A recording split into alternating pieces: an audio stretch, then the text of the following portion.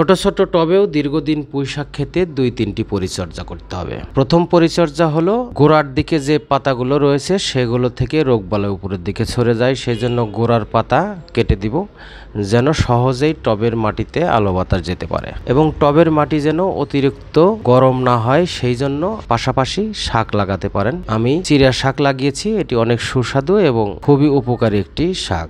সেই সাথে প্রথমে অঞ্জি কাটিং করতে পারেন। অঞ্জি কাটিং করার জন্য 8-10টি পাতা হওয়ার পরে উপরের ডোগাটি কেটে দিবেন এবং একটি কাঠি দিয়ে আপনারা খুঁটি তৈরি করে দিবেন যেন পুঁই শাকটি উপরের দিকে উঠে যায়। এই অঞ্জি কাটিং করে দেওয়ার পরে প্রত্যেকটি পাতার সাইড দিয়ে আরও 2-1টি ডোগা বের হবে, সেই ডোগাগুলোও খুব মজবুত এবং মোটা হবে। মাটিগুলো যেন নরম থাকে সেই জন্য মাঝে মধ্যে একটু করে নিড়ানি দিতে পারেন। এই যে দেখছেন চিরা শাক, এই চিরা শাক খুবই গুণাবলী রয়েছে।